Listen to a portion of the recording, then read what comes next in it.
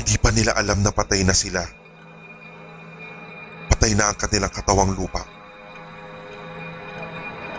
Maaaring may hinahanap din sila na hindi pa nila nahahanap kaya nananatili sila dito sa mundo natin. Pero